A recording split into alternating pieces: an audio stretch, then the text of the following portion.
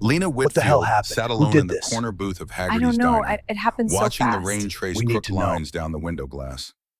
The coffee in front of her had gone cold 20 minutes ago, but she hadn't noticed.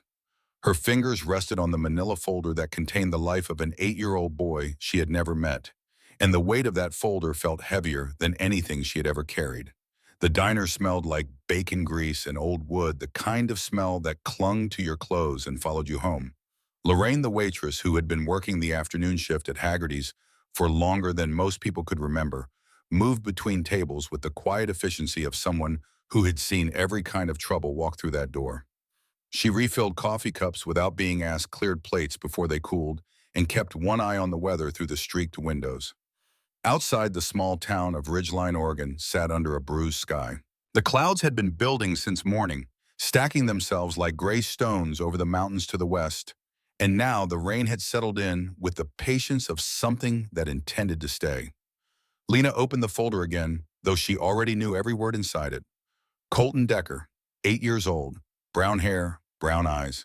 Third grade at Ridgeline Elementary when he bothered to show up. His attendance record looked like a half-finished crossword puzzle, more empty squares than filled ones. His teacher had written a note in careful handwriting that said Colton was bright but withdrawn, that he flinched when adults raised their voices, that he sometimes fell asleep at his desk with an exhaustion that had nothing to do with staying up late watching television. His mother had not been seen in 14 days. The neighbors had filed the reports. Empty bottles collecting on the porch like glass soldiers. Strange cars at odd hours.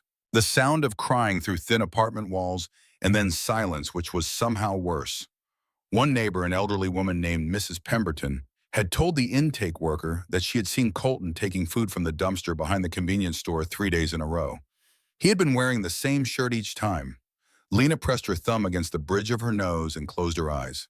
She had been a social worker for 12 years, and in that time, she had learned that every case file was a door. Behind some doors, you found situations that could be repaired with patience and the right resources.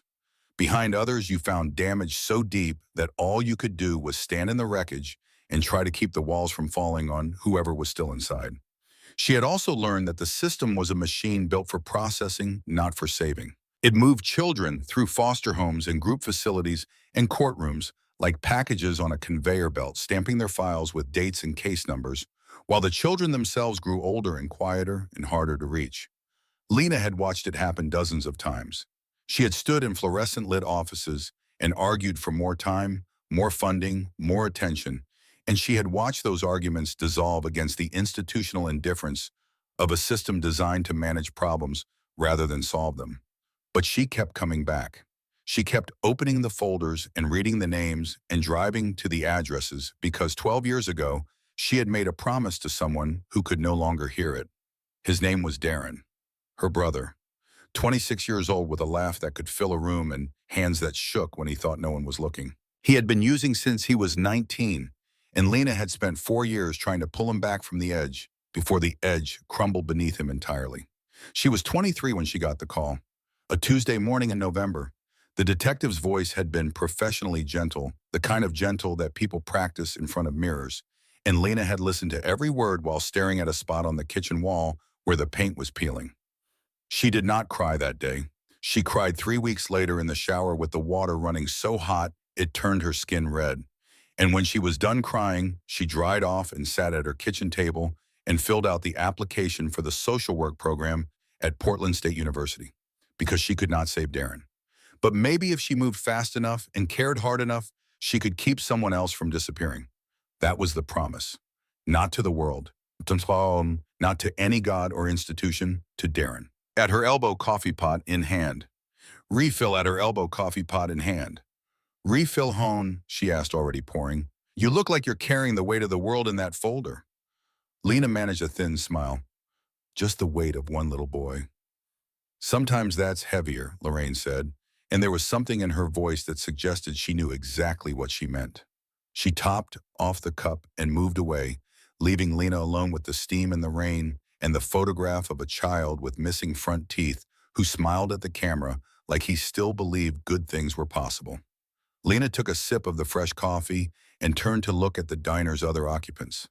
The place was mostly empty for a Tuesday afternoon. An older man sat in the far booth with a newspaper folded to the crossword, his reading glasses perched on the end of his nose. A retired couple shared a piece of cherry pie near the front window, their conversation soft and unhurried. And a few tables away, an elderly woman sat with a boy who looked about 7 or 8. The woman had the careful, attentive manner of a neighbor doing her best with someone else's child, cutting his pancakes into small pieces and watching him eat with a concern that went beyond casual kindness.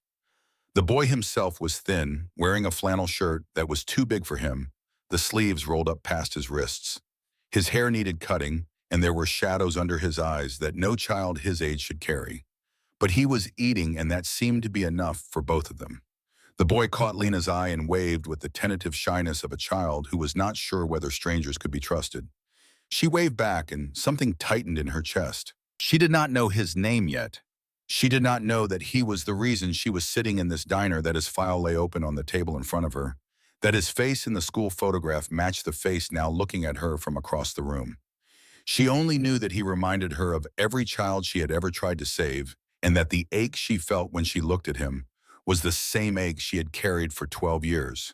Instead, he was somewhere in Ridgeline alone, or close to it, waiting for a mother who might never come back, and a system that would process him like a number if Lena could not find another way.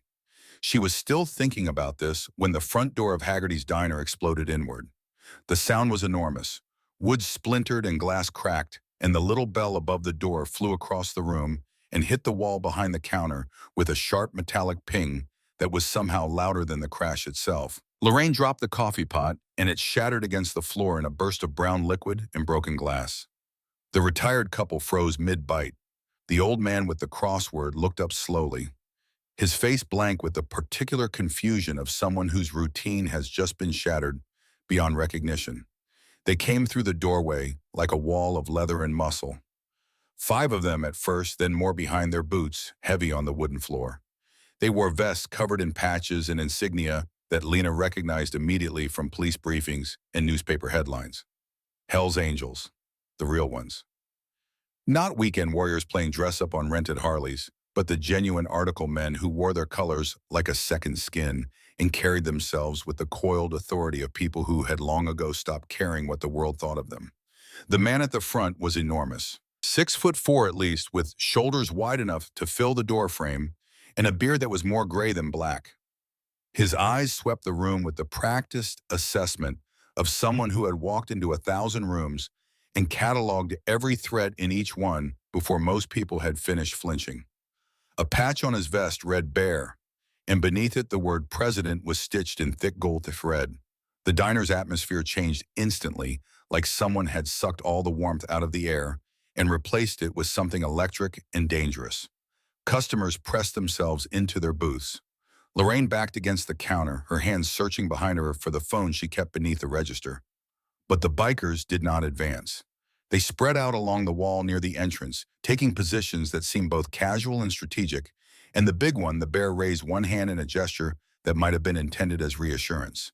Then a different kind of chaos erupted. A man Lena had not noticed before, sitting in a booth near the back, suddenly lurched to his feet. He was younger than the bikers, maybe 30, with a shaved head and the jittery energy of someone running on chemicals and bad decisions. His face twisted into something ugly as he recognized the patches on the bikers' vests.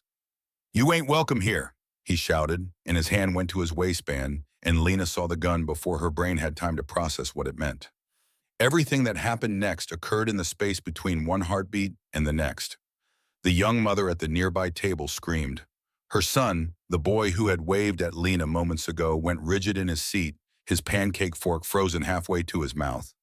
The shaved head man's gun came up sweeping wildly between the bikers and the rest of the room, and Lena's body moved before her mind gave permission.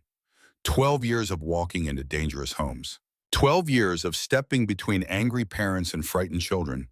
12 years of putting herself in the space where harm was about to land, because that was the job, because that was the promise, because every child she could not save wore Darren's face in her nightmares. She did not think. She launched herself from the booth, crossing the distance to the boy in 3 strides, and wrapped her arms around him. She turned her back to the gunman and pulled the child against her chest, curling her body around his like a shell. The first bullet hit her between the shoulder blades with the force of a sledgehammer. The impact drove the air from her lungs and sent a white flash of pain through her entire body. The second bullet struck lower to the left of her spine, and she felt something crack that she knew was not supposed to crack. The third hit her right side just below the ribs, and the fourth caught her shoulder as she was already falling. She went down hard, her arms still locked around the boy, her body still between him and the gun. The floor of Haggerty's diner was cold against her cheek, and she could feel the boy trembling against her chest, his small fingers clutching her shirt, his breath hot and fast against her neck. The diner seemed to tilt sideways, and sounds began to fade, the screaming, the heavy boots, the crash of furniture being overturned. Someone was shouting orders in a deep voice that rumbled like an engine. The last thing Lena saw before the darkness took her was the boy's face, his eyes wide and wet and terrified, staring at her like she was the only solid thing left in a world that had just come apart. She wanted to tell him it would be all right. She wanted to tell him she was not going to leave. But her mouth would not work, and the darkness was patient, and it took her without asking permission. The wail of approaching sirens pierced the gray afternoon as paramedics rushed into what was left of Haggerty's diner. Harlon Decker stood like a granite pillar beside Lena's crumpled form, his massive frame casting a shadow that covered her entirely. Blood had pooled beneath her body, spreading across the checkered linoleum in a slow, dark tide. "She's got a pulse, but it's fading." One paramedic announced, his hands moving with the speed of someone who understood that seconds were the difference between a person and a body. "Multiple gunshot wounds to the back. We need to move now." Harlon watched them work. His weathered face carried an expression that most people would not have been able to read, but the men who knew him would have recognized it immediately. It was the look he wore when something had reached past his defenses and touched the part of him he kept locked away. The woman on the floor, this stranger who was not his family and owed his world nothing, had thrown herself in front of bullets meant for a child. She had done it without hesitation, without calculation, without any of the careful self-preservation that survival demanded.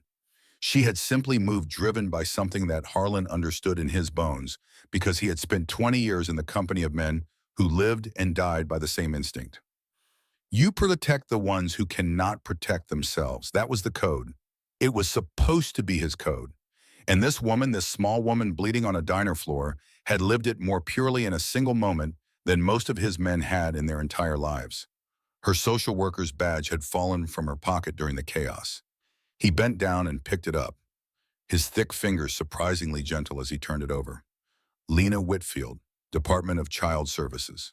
The photograph on the badge showed a woman with steady eyes and the kind of determined mouth that suggested she had spent her career walking into rooms that other people walked out of.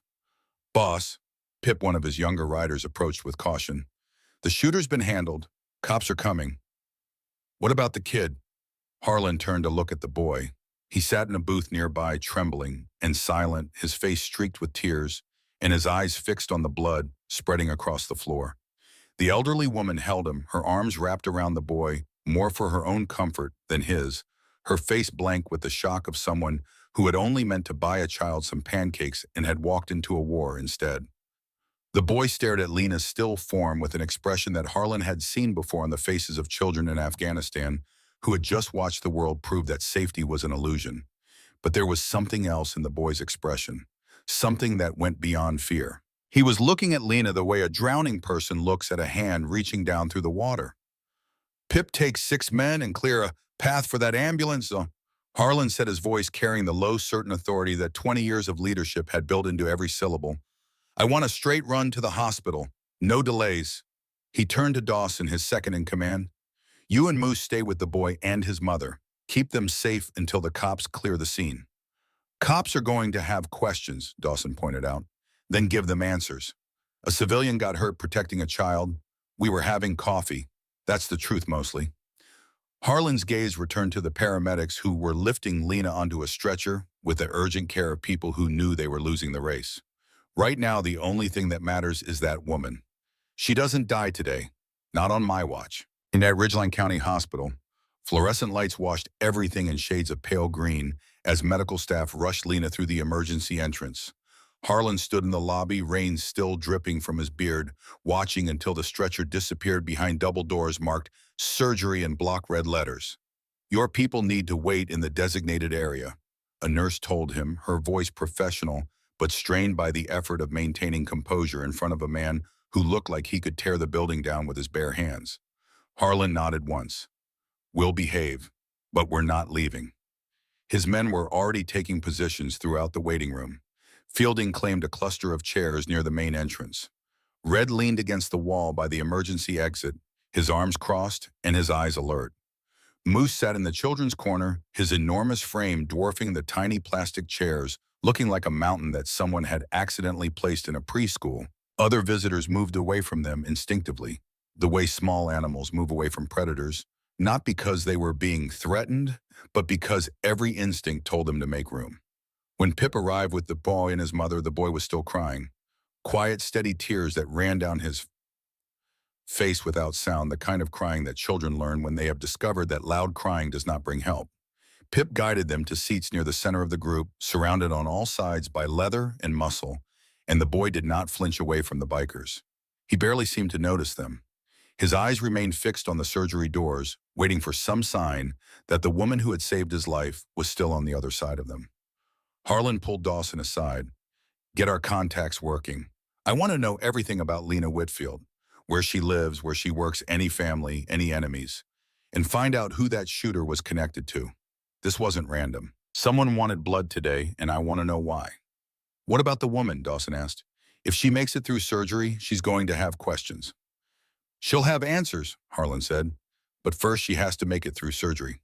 He settled into a chair with a clear view of both entrances and the surgery doors, and he waited. The bikers waited with him, saying little, adjusting nothing, their presence filling the waiting room like something solid and immovable. Outside, the rain continued to fall, and the boy continued to cry, and the clock on the wall measured the distance between hope and its absence, with the slow, merciless precision of something that did not care about either. The first thing Lena became aware of was pain. Not the sharp, specific pain of injury, but a deep, spreading ache that seemed to radiate from her back through every cell in her body, like her skeleton had been replaced with something made of hot glass. Her eyelids were heavy, and the simple act of drawing breath sent a line of fire along her ribs that made her want to stop breathing entirely. She could hear sounds, but they came from a great distance. Heavy boots on a hard floor, the beep of medical equipment, a low voice saying something she could not quite make out. She tried to piece together what had happened. The diner, the gun, the boy's terrified face pressed against her chest.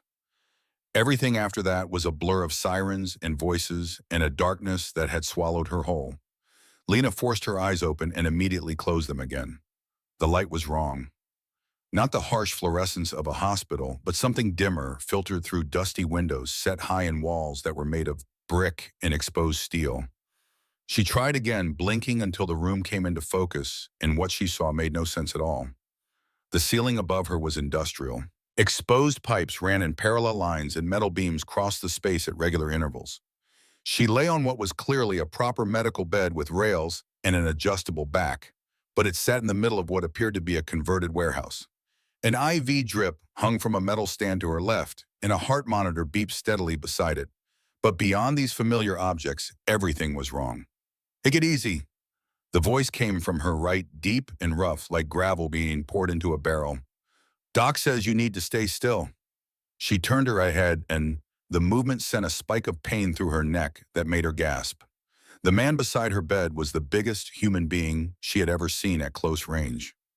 He sat in a metal folding chair that looked comically small beneath him, his arms crossed over a chest that was roughly the width of a small automobile. His beard was neatly trimmed gray, with streaks of black, and his leather vest was covered in patches that she could now read clearly. "Bear, President. Hell's Angels." "Where am I?" Her voice came out as a cracked whisper, her throat so dry it felt lined with sandpaper. "Somewhere safe." He reached for a water bottle with a straw and held it to her lips with a gentleness that seemed impossible given the size of his hands. Hospital wasn't secure. People were asking questions that didn't have good answers. "I'm Harlan, by the way. Harlan Decker. Most folks call me Bear." Lena took a small sip of water and let her eyes move around the room. As her vision adjusted, details emerged from the dim light. The space was enormous with high ceilings and brick walls stained by decades of industrial use. The medical equipment beside her bed was clean and modern, incongruously professional against the rough backdrop. And the people. They stood throughout the room like sentinels posted at the boundaries of a kingdom. Men in leather vests and heavy boots, their arms crossed, or their hands resting at their sides in postures that managed to be both relaxed and instantly ready. Some sat in chairs, others leaned against walls or support columns, but all of them watched her with expressions that mixed wariness with something she did not expect. Respect. She counted them without moving her head, at least 20, maybe more in the shadows beyond her line of sight. The boy, Lena managed, remembering the reason her body was filled with fire. The boy from the diner, is he safe? He's right here, Harlon said softly, and he shifted his massive frame to one side. In a worn armchair that someone had pulled close to her bed, a small figure sat with his knees drawn up to his chest. He was thin with brown hair that needed cutting and eyes that held too much knowledge for someone his age. He wore clothes that were too big for him, a flannel shirt with the sleeves rolled up and jeans cinched with a belt that had extra holes punched in it. When his eyes met Lena's, his entire face changed. The guarded expression broke open and something desperate and hopeful flooded in behind it. "You're awake," he said, and his voice cracked on the second word. "Harlan said you'd wake up. You saved me from the bad man. You're like a real superhero." Lena tried to smile, though the muscles in her face felt like they belonged to someone else.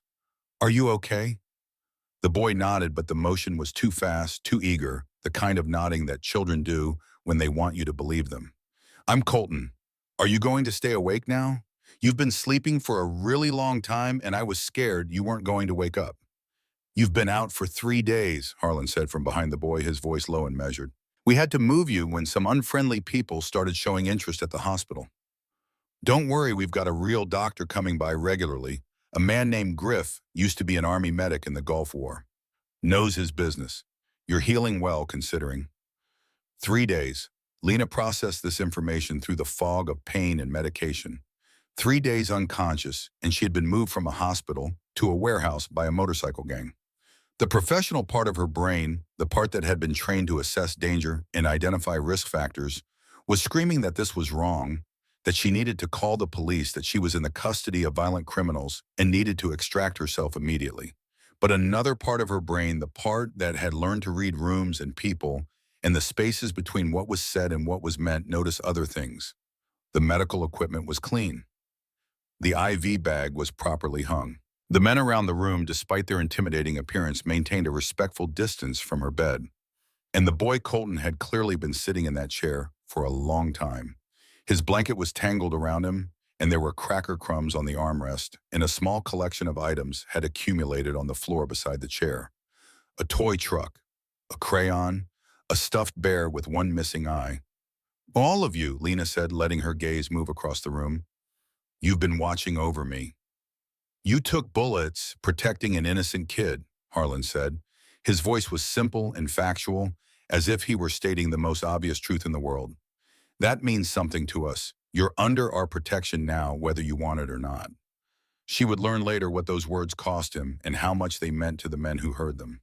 But in that moment, lying on a medical bed in a warehouse surrounded by 20 Hells Angels, Lena Whitfield felt something she had not expected to feel. Not safety, exactly.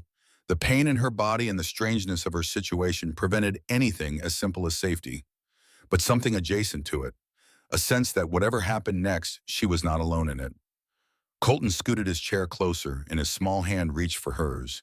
His fingers were warm and slightly sticky, the way children's fingers always are, and they wrapped around her hand with a grip that was far stronger than his size suggested.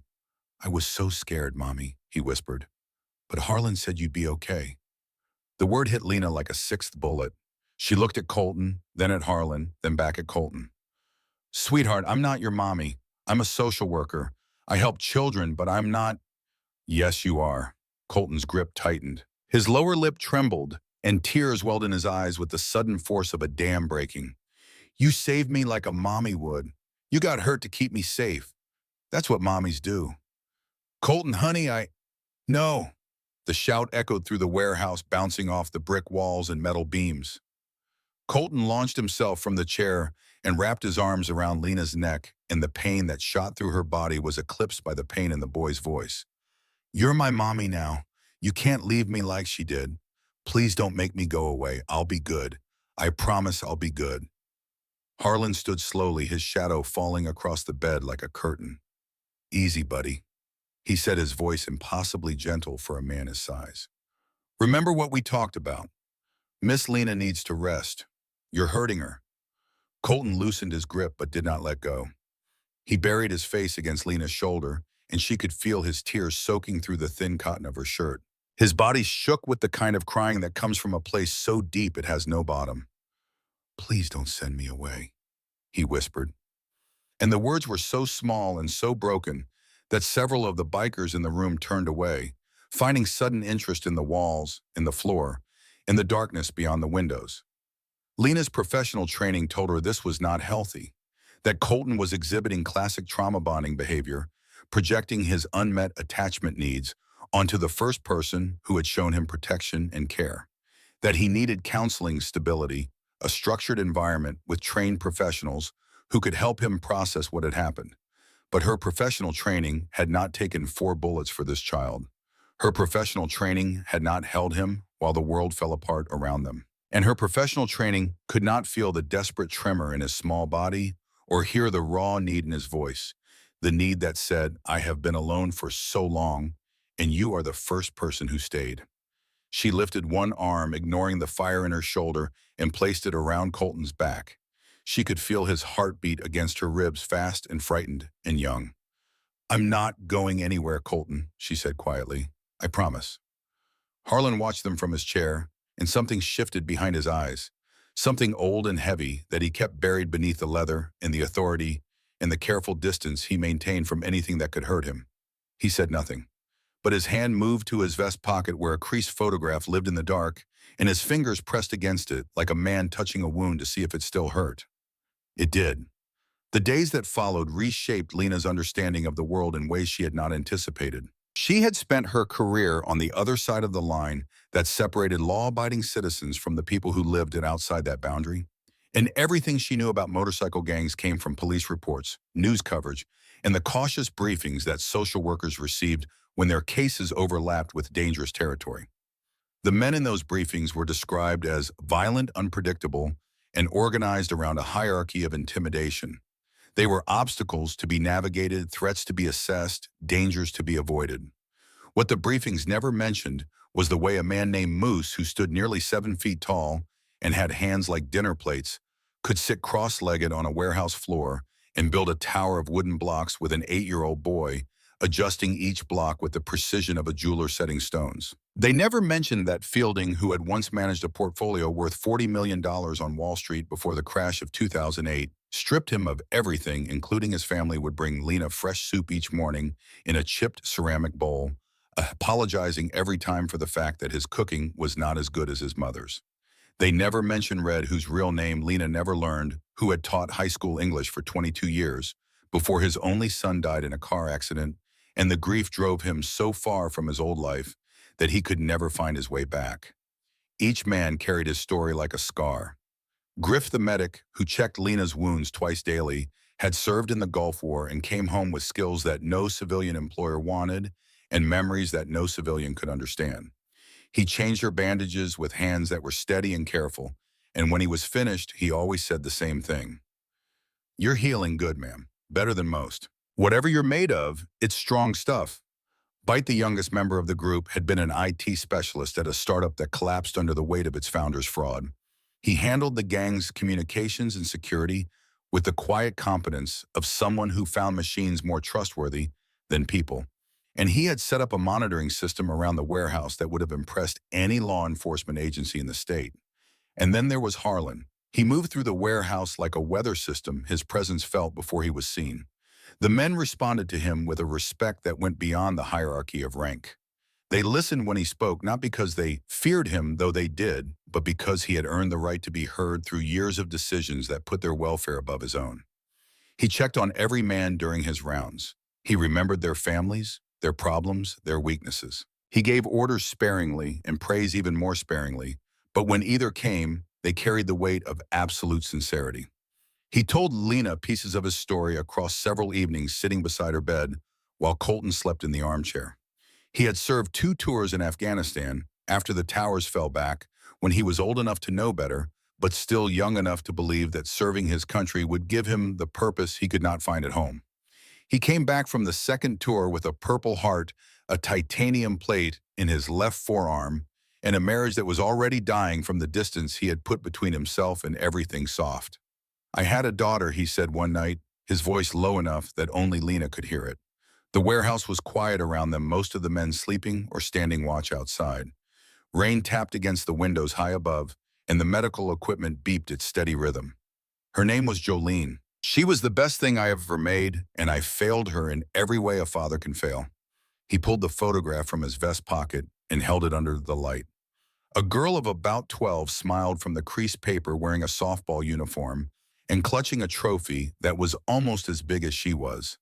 She had Harlan's strong jaw and her mother's eyes, and the smile on her face was the kind that comes from a child who still believes her father can fix anything. "Her mother died in a car accident when Jolene was 10, Harlan continued. "I was deployed at the time. Left Jolene with her aunt, figured it was the responsible thing to do. Serve my country, set up a future for my kid." He was quiet for a moment. "By the time I came back, she was someone else, angry, running with people who saw her pain and used it. She was 16 when she started using, and I tried everything. Rehab counseling, tough love, soft love. Nothing took. Last time I saw her, she was stealing from my wallet and calling me names that would have gotten anyone else put through a wall." He tucked the photograph away. "That was 3 years ago. I haven't seen her since. Don't even know if she's alive." Lena understood then why Harlan had taken her in, why he had posted 20 men around her bed, why his voice went soft when he looked at Colton.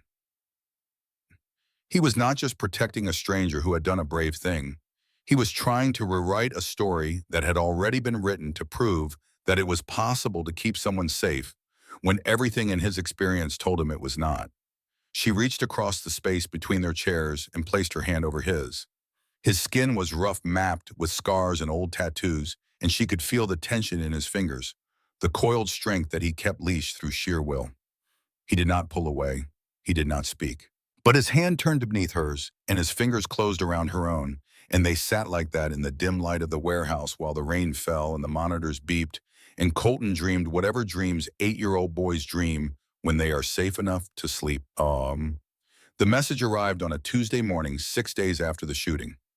Lena had been sitting at a small table near her bed helping Colton with a simple jigsaw puzzle when her phone buzzed with a text from Karen Ostrowski, her supervisor at the Department of Child Services.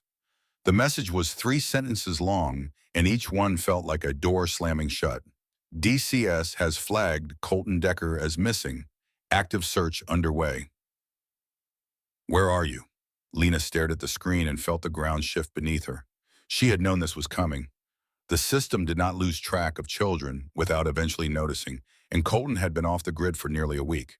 Someone had filed a report. Someone had checked the records. And now the machinery of Child Protective Services was grinding into motion, and once it started, it did not stop. She looked at Colton, who was carefully fitting a blue piece into the corner of the puzzle, his tongue sticking out in concentration. He looked up and caught her watching him. "What's wrong, Mommy?"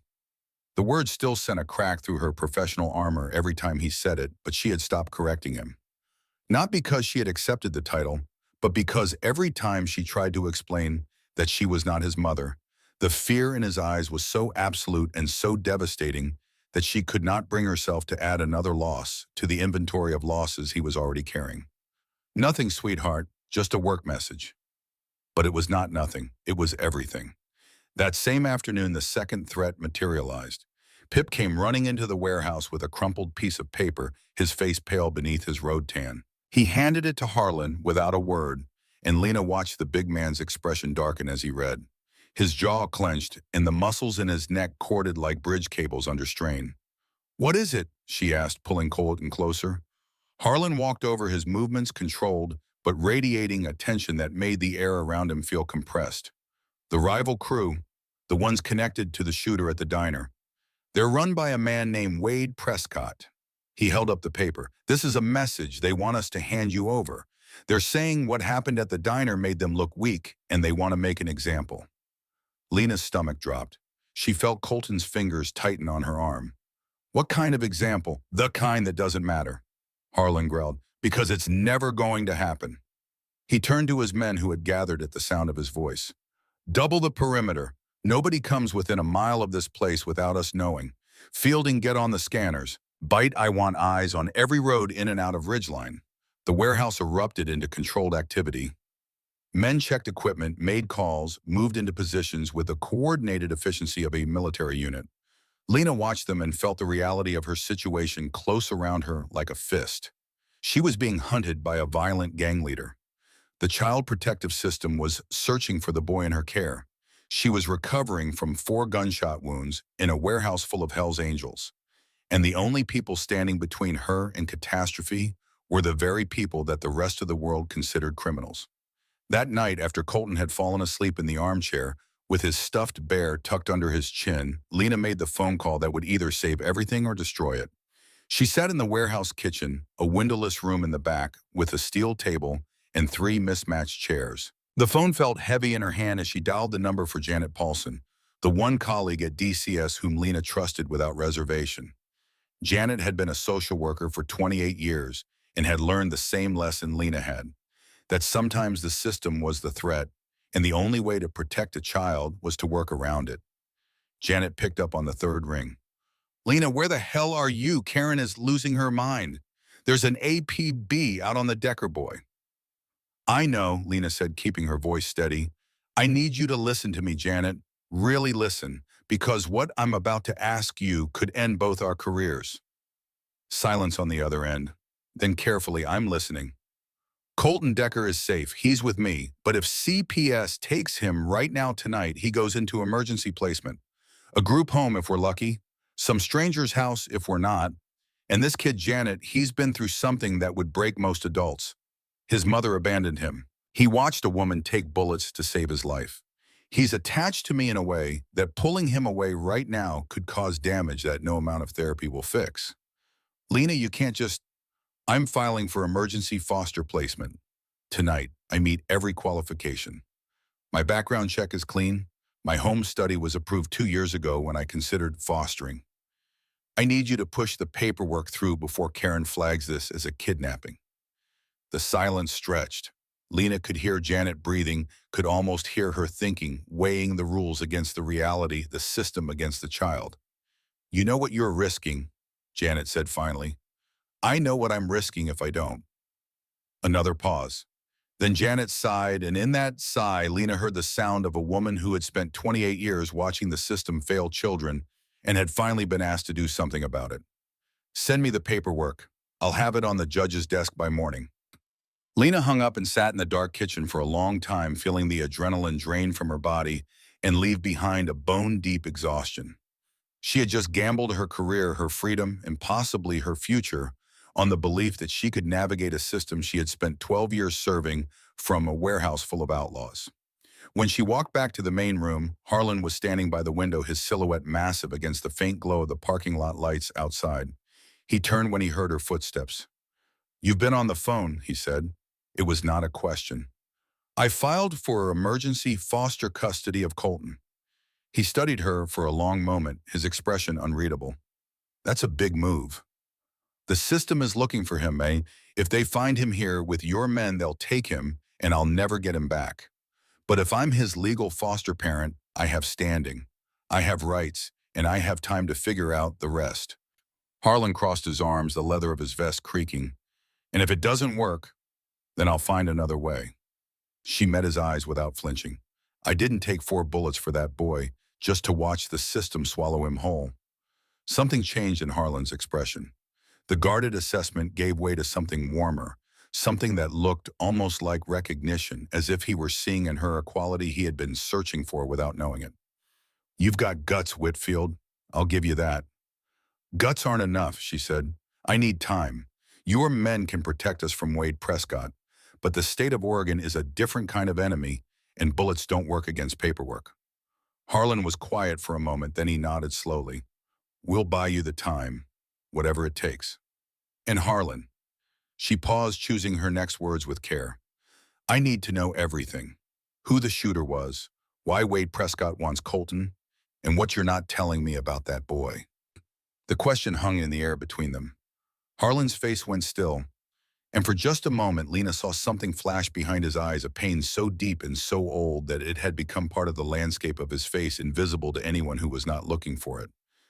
"There are things you need to hear," he said slowly, "but not tonight. Tonight you need to rest.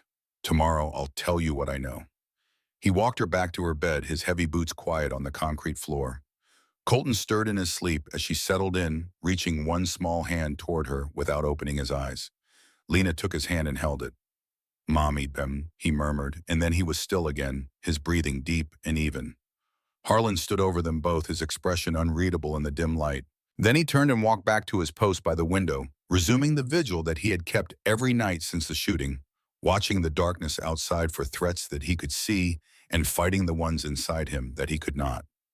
Lena lay in the dark, listening to Colton breathe, listening to the rain, listening to the steady footsteps of men on watch.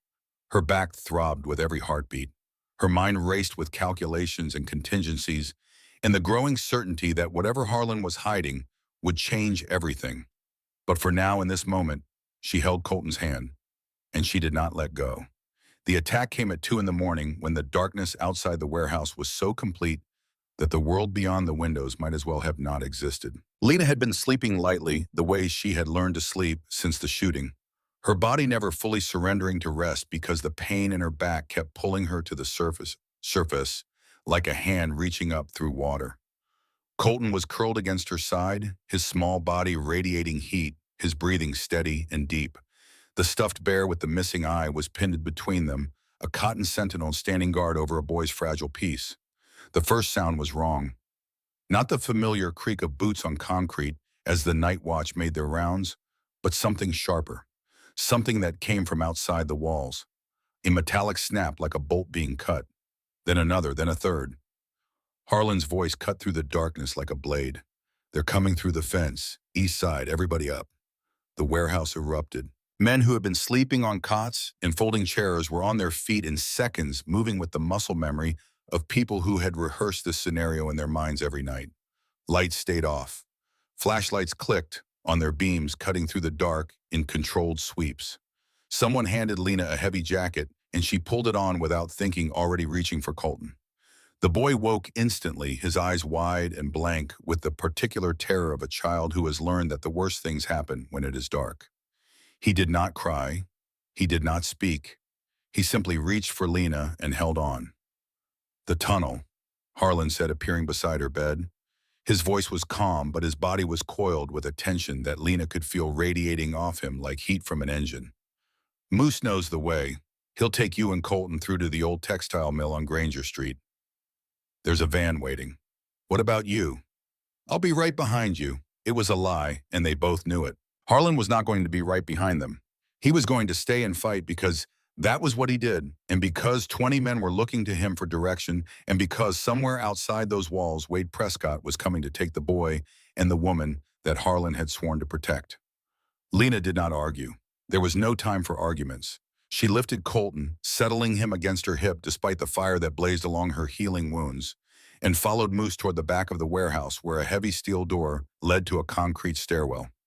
They were halfway down the stairs when the first explosion shook the building.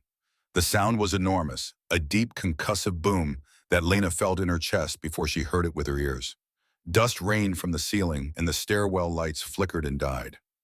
Moose caught Lena's arm in the darkness, steadying her with a grip that was firm, but careful the way you might hold a bird you did not want to crush. "Keep moving," he said. His voice was steady, which was remarkable given that the building was shaking around them. They reached the bottom of the stairs and turned into a narrow corridor that smelled of old concrete and standing water. Behind them, above them, the sounds of combat filled the building. Gunfire in short, controlled bursts. The crash of breaking glass. Men shouting to each other in the clipped language of people who had no time for complete sentences. And beneath it all, the rumble of engines close and getting closer, pressing against the walls of the warehouse like something alive trying to get in. The tunnel entrance was a hole in the wall at the end of the corridor, hidden behind a sheet of plywood that Moose pulled aside with one hand. The tunnel beyond was barely wide enough for his massive shoulders, and the darkness inside it was absolute. "Take him," Lena said, pressing Colton into Moose's arms. The giant biker looked at her with confusion. "What are you doing?" There are men hurt up there, I heard them. That's not your fight. Lena looked at Colton, who stared back at her with eyes that contained every fear an 8-year-old should never have to carry. She kissed his forehead. Go with Moose, sweetheart. I'll be right behind you. You promise. I promise. Mommy, please don't leave. I'm coming right back, Colton. But there are people up there who need help, and helping people is what I do. It's what mommies do. She did not wait for a response. She turned and ran back down the corridor, her bare feet slapping against the wet concrete, the pain in her back screaming with every stride. Behind her, she heard Moose say something to Colton in a low, soothing voice, and then the sound of movement into the tunnel, and then nothing but the chaos above. She found them in the main room. 2 of Harlan's men were down. Fielding lay against the base of a concrete pillar, his leg bent at an angle that nature had not intended, his face gray with shock. Near the east wall, a younger biker whose name Lena did not know was pressing his hand against a wound in his side that was leaking blood between his fingers at a rate that made Lena's stomach clench. Smoke filled the upper half of the room, drifting in thick layers beneath the industrial ceiling. Through the haze, she could see muzzle flashes near the main entrance, where Harlon and the bulk of his men had formed a defensive line. The sound was deafening, a continuous roar of gunfire and shouting and breaking things that compressed the air until it felt solid. Lena dropped to her knees beside Fielding. Can you move? His eyes focused on her with difficulty. My leg. I know, I'm going to drag you. It's going to hurt. She grabbed him under the arms and pulled. He outweighed her by at least 60 pounds, and every inch of ground she gained sent bolts of agony through her half-healed back. Fielding groaned through clenched teeth but did not scream. She dragged him 10 feet, then 15, then 20 until they were behind a stack of steel drums that provided at least some cover from the bullets that were chewing chunks out of the brick walls. Then she went back for the other man. He was worse than Fielding. The wound in his side was deep, and his skin had taken on the waxy pallor that Lena had seen before in emergency rooms, the color of someone whose body was beginning to prioritize which organs to keep running. She tore a strip from her jacket and pressed it against the wound, holding it there with both hands, while the building shook around her. Stay with me, she said. Look at me. What's your name? Webb, he managed. Webb, you're going to be fine, but you need to keep pressure on this. Can you do that? He nodded weakly, and she placed his hand over the makeshift bandage.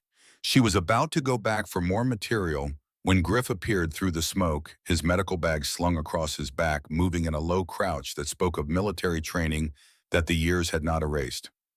What the hell are you doing here? He demanded, already pulling supplies from his bag. You should be in the tunnel. I sent Colton with Moose. These men needed help.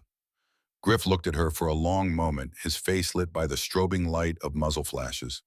Whatever he saw in her expression, it ended the argument. He turned to Webb and began working with the focused intensity of a man who had patched soldiers together in desert field hospitals and was not about to lose anyone in a warehouse in Oregon. The fighting lasted another 40 minutes. When it ended, the silence was almost as shocking as the noise had been. Wade's men pulled back as quickly as they had come, their engines fading into the distance like a receding storm. Harlan's men held their positions for another 10 minutes, waiting for a second wave that never came before the tension in the room began to slowly uncoil. Lena sat on the concrete floor, her back against the steel drums, her hands covered in Webb's blood and her body shaking with the after effects of adrenaline. Harlon found her there. He stood over her for a moment, his leather vest torn and his face streaked with soot, looking down at her with an expression that mixed anger and admiration in equal measure. You were supposed to be in the tunnel. Your men were bleeding. You could have been killed. I've already been shot 4 times, Harlon. I know what I can survive. He stared at her. Then something that might have been a smile crossed his face, brief and reluctant, like sunlight through a crack in a wall. He extended his hand and pulled her to her feet. You're either the bravest woman I've ever met or the craziest. Most days it's both. The aftermath of the attack was quiet and bitter. 3 of Harlan's men were wounded, none fatally, but the warehouse had taken significant damage. Bullet holes cratered the brick walls. 2 windows were shattered. A section of the east wall had been breached by whatever explosive Wade's crew had used to blow through the fence. The medical supplies that Griff had carefully organized were scattered across the floor, and the generators that powered the building that were running on fumes. But the physical damage was not what poisoned the air in the days that followed. It was the question that no one wanted to ask, and everyone was thinking. How did they know Wade's crew had hit the warehouse at the weakest point in the perimeter? They had timed their attack during the shift change when the number of men on watch was at its lowest. They had known about the east wall, which was the oldest section of the building and the most vulnerable to breaching. None of this was information that could be gathered from the outside. Someone had given it to them. Harlan called a meeting 3 days after the attack. Every able-bodied man gathered in the main room, their faces hard and their postures rigid with the particular tension of people who suspect they are standing next to a traitor. Lena sat at the edge of the gathering, Colton sleeping in the room behind her with Donna watching over him. She had not been invited to the meeting, but no one told her to leave, and she understood that her presence had been accepted as a fact of life that was no longer worth questioning. "Someone talked," Harlan said. His voice was not loud, but it carried to every corner of the room with the weight of absolute authority. "Someone in this room gave Wade Prescott information that almost got people killed. I want to know who, and I want to know now." The silence that followed was heavy enough to press against the skin. Men looked at each other with eyes that searched for guilt, and what they found instead was the reflection of their own suspicion, which was almost worse. Trust once questioned cannot be unquestioned. It is like a window that has been cracked. Even if it still holds, you can see the fracture lines and you know it will never be as strong as it was before. Bite stepped forward. The young tech specialist held a laptop in his hands, and his face carried the particular misery of someone who has found something they wish they had not been looking for. "I went through every phone, every communication, every connection point in and out of this building for the past 2 weeks, Bite said. His voice was thin and reluctant, the voice of a man delivering a verdict he did not want to pronounce. Text messages, encrypted apps, call logs, everything. He turned the laptop toward Harlan. "It's Briggs." The room went still. Every head turned toward the stocky man standing near the back wall. Briggs had been with the Hells Angels for 7 years. He had been one of the first to volunteer for guard duty when they brought Lena in from the hospital. He had carried blankets to her bed and brought her water and told her stories about his son, a boy named Jimmy, who was 9 years old and played shortstop on his Little League team. Briggs had been the one who showed Colton how to throw a baseball in the parking lot behind the warehouse patient and laughing while the boy's throws went wild. Now his face was the color of ash. "I can explain," he said, and his voice broke on the second word. "Explain what?" Harlan's question was quiet, which was worse than shouting. The quieter Harlan got, the more dangerous he became, and every man in the room knew it. "Explain the text to Wade's people. The meetings behind the bar on 5th Street, the money they paid you. They have my son." The words came out in a rush, desperate and ragged. "They found out where Jimmy's mother lives. They sent me pictures of his school, his bedroom window. They said if I didn't give them what they wanted, they'd hurt him. What was I supposed to do?" The room erupted. Angry voices overlapped, and 2 men grabbed Briggs by the arms before he could take a step. The sound of shouting filled the warehouse, bouncing off the damaged walls, and Lena watched as the brotherhood that had seemed so solid began to crack along lines she had not known existed. Harlan raised one hand and the room went silent. The speed of it was remarkable, the way 20 angry men stopped talking at a single gesture from a single man. It spoke to a depth of authority that went beyond rank or fear. These men obeyed Harlan because they believed in him, and that belief, even in this moment of betrayal, held. "Take him to the back room," Harlan said. His voice was flat and cold, emptied of everything except the calculations of a leader deciding what justice required. "Wait." Every head turned. Lena stood at the edge of the group, her arms at her sides, her face calm with a steadiness that surprised even herself. The men stared at her, some with confusion, some with irritation, and 1 or 2 with something that looked like curiosity. "You don't have a vote in this," Dawson said. "I'm not asking for a vote. I'm asking for 5 minutes." She looked at Harlan. Their eyes met across the room, and something passed between them that the other men could feel but not identify. Harlan studied her for a long moment.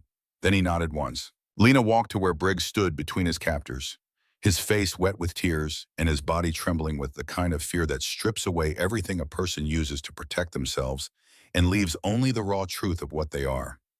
She looked at him, and what she saw was not a traitor. She saw a father. "Your son, Jimmy, he's 9, Briggs nodded, unable to speak. Where is Jimmy's mother? Cedar Falls, 20 miles north. She has custody. I get him every other weekend. Lena turned to Harlon. Punishing Briggs doesn't protect his son. Right now, Wade Prescott has leverage over this club because he has a threat hanging over a child. You can beat Briggs bloody, and when you're done, Jimmy will still be in danger and Wade will still have his weapon. The room was silent. Harlan's expression was unreadable. I have a contact in the county sheriff's department, Lena continued. A woman named Janet Paulson, who coordinates with law enforcement on child endangerment cases. I can get Jimmy and his mother into a temporary protection program within 24 hours. Off the grid, new location. Wade loses his leverage. She looked at Briggs. In exchange, you tell us everything. Every communication, every meeting, every piece of information you gave them. Everything Wade told you about his plans, his connections, his resources. Briggs stared at her with the dazed expression of a man who has just been offered a lifeline he did not expect and does not trust. You would do that for my kid. I would do that because your kid is 9 years old and none of this is his fault, and because intelligence is worth more than punishment. She turned back to Harlon. Bullets won't stop what's coming, but information might. The silence in the warehouse lasted a long time. Harlon looked at Lena, then at Briggs, then at the faces of his men, who were watching him with the focused attention of people waiting to see which way the mountain will fall. His jaw worked beneath his beard, and Lena could see the war playing out behind his eyes. The old instincts of violence and retribution fighting against something newer, something that this woman with 4 bullet scars on her back had planted in him without him noticing. Do it, he said finally. Make the call. Briggs sagged between his captors, and the sound he made was not quite a sob and not quite a laugh, but something in between that contained all the relief a human being is capable of feeling. The men holding him loosened their grip, and Lena could feel the atmosphere in the room shift, not completely and not permanently, but enough. A crack had appeared in the way these men understood the world, and through that crack, something unfamiliar had entered. The possibility that strength did not always require violence. Lena made the calls that night. Janet Paulson, despite being woken at 1 in the morning and despite the increasingly complicated nature of the favors Lena was asking, came through. By dawn, a sheriff's deputy was at the door of Briggs's ex-wife's apartment in Cedar Falls, and by noon, she and Jimmy were in a protected location that Wade Prescott did not know existed. In return, Briggs talked. He sat at the steel table in the warehouse kitchen and laid out everything he had, dates and tummies and names and the particular details of Wade Prescott's organization that no outsider could have known. And buried in that information like a bone fragment in an X-ray was the thing that changed everything. Wade's got a lawyer, Briggs said, staring at his hands. A real one. Guy named Sheridan works out of Portland. Wade's been building a custody case for Colton. He's got papers that say he's the boy's biological father, and he's got a court order granting him visitation rights. It's all legal. At least it looks legal. Lena felt the blood drain from her face. She sat down slowly, gripping the edge of the table. How long has he had this? Months, maybe longer. The lawyer's been working it quiet, keeping it off the radar. Wade's been waiting for the right time to file for full custody. He doesn't want Colton because he loves him, Lena said. It was not a question. He wants Colton as a weapon, to control someone. Briggs nodded. The boy's mother, Wade's obsessed with her, always has been. Getting custody of the kid is his way of dragging her back. The pieces were falling into place, and the picture they formed was worse than Lena had imagined. This was not simply a gang war. This was not about territory or reputation, or the kind of street-level disputes that ended with broken bones and police reports. This was a man using the legal system as a weapon, turning courts and custody orders into instruments of control and abuse. And the system, Lena's system, the one she had spent 12 years serving and believing in, was the tool he was using to do it. She could fight Wade Prescott's guns. Harlon and his men could handle that. But she could not fight a judge. She could not fight a court order.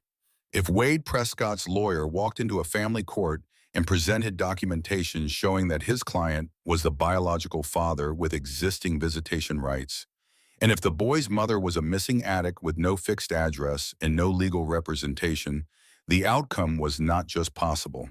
It was inevitable. Wade would get Colton, and there was nothing 20 Hells Angels could do about it. unless Lena could build a case strong enough to tear down everything Wade had constructed. And to do that, she needed evidence. The kind of evidence that Briggs was now providing: records of violence, patterns of abuse, connections to criminal activity. Every piece of information that Briggs surrendered was a brick in the wall that Lena was building between Colton and the man who wanted to use him. She spent that night organizing documents on the kitchen table, her hands moving with the focused intensity of someone assembling a weapon. Because that was what it was. A weapon made of paper and testimony and the meticulous architecture of legal argument. And for the first time since the shooting at Haggerty's diner, Lena felt something that was not fear or pain or exhaustion. She felt the cold, clear certainty of a woman who knows exactly what she is fighting for and exactly how she intends to win. Harlon found her at 3 in the morning, still working her coffee, long cold and her eyes red with fatigue. He sat down across from her without speaking and watched her sort papers into neat stacks, each one labeled and dated and cross-referenced with the precision of someone who understood that in a courtroom, details were the difference between justice and its absence. "There's something else you need to know," he said. Lena looked up. His face was different in the low light of the kitchen. The hardness was still there, but beneath it, something was shifting like tectonic plates moving deep underground. He sat with his hands flat on the table, as if he needed the solidity of the steel to hold himself together. "You asked me that first night what I wasn't telling you about Colton. I remember. I've been carrying this for 3 years, haven't told anyone. Not my men, not the doctors, not the lawyers, just me and the knowledge and the guilt." He took a breath that seemed to cost him something. "Colton's mother. The woman who disappeared, the one you were assigned to find through social services." He paused, and in that pause, Lena heard the sound of a man preparing to say words that would alter the shape of his world. "Her name is Jolene Decker. She's my daughter." The kitchen was very quiet. The hum of the refrigerator, the distant footsteps of the night watch, the soft tick of the clock on the wall measuring seconds that suddenly felt heavier than they had a moment ago. "Colton is my grandson." Lena sat motionless. The papers in her hands might as well have been written in a language she had never seen. She stared at Harlon, watching his face, and what she saw there was not the powerful gang leader or the fierce protector or the man who commanded 20 bikers with a nod of his head. She saw a grandfather. She saw a man who had been looking at his own blood for days without being able to claim it, who had stood guard over a child that carried his name without the child knowing who he was. "Jolene ran from Wade 3 years ago." Harlon continued, his voice barely above a whisper. "She was trying to get clean for Colton's sake, but the addiction was stronger. She kept moving. Small towns, shelters, places where nobody asked questions. I looked for her everywhere. She'd come back sometimes," Harlon said, reading the confusion on Lena's face. "A few months here, a few months gone. She'd get clean for a while, come home to Colton, try to hold it together. Then Wade would get close, or the cravings would get worse, and she'd disappear again. Each time she came back, she stayed a little shorter. The last time she left, 2 weeks before the shooting, she told Mrs. Pemberton next door to keep an eye on the boy. Said she'd be back in a couple of days." His jaw tightened. "She wasn't. Spent every cent I had hiring people to find her. But she didn't want to be found. She was running from Wade, from her past, from me." "From you? I wasn't a good father, Lena. I was gone when she needed me. I was hard when she needed soft. I thought discipline was the same as love, and by the time I learned the difference, she was already gone." His hands clenched on the table. When she left Colton alone in that apartment, she was trying to protect him. She knew Wade was getting close, and she thought if she wasn't there, he'd have no reason to come for the boy. She was wrong, but she was trying.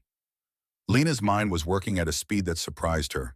The pieces were rearranging themselves, and the picture that emerged was both more complicated and more heartbreaking than anything she had imagined. Harlon had taken her in not just because of what she had done at the diner. He had taken her in because the child she had saved was his grandson, and the woman she had been assigned to find was his daughter, and the entire structure of protection and secrecy that he had built around them was driven not by the code of a motorcycle gang, but by the desperate love of a man who had already lost everything once and could not bear to lose it again. "Does Colton know?" she whispered. "He was too young when Jolene left. I doubt he remembers me, and I couldn't tell him. Not with everything else he was going through. Losing his mother, the shooting, the trauma. Adding a grandfather he doesn't remember to that pile of confusion seemed cruel.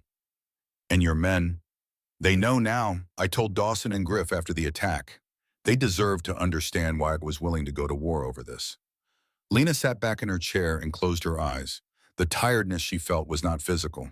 It was the tiredness of a woman whose understanding of the world had just been dismantled and rebuilt in the space of 5 minutes.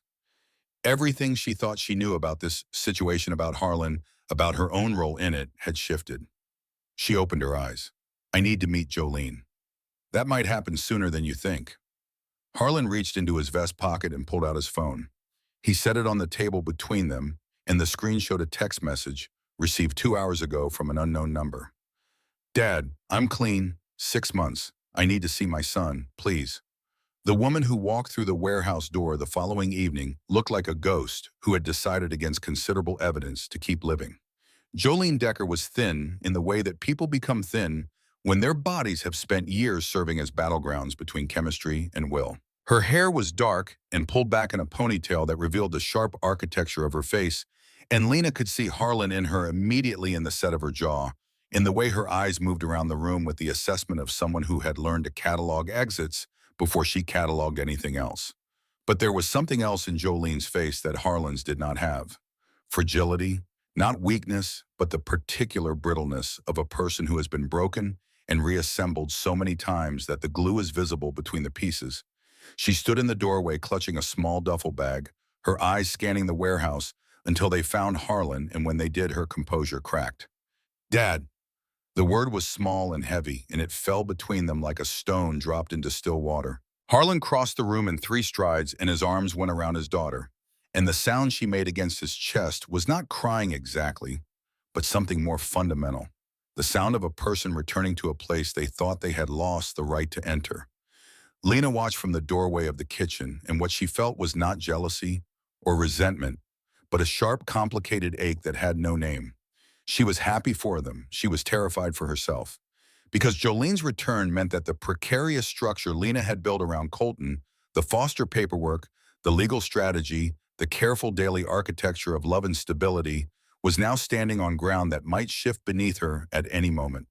Colton was asleep. Lena had made sure of that. Whatever was about to happen, the boy did not need to be in the middle of it. Not yet.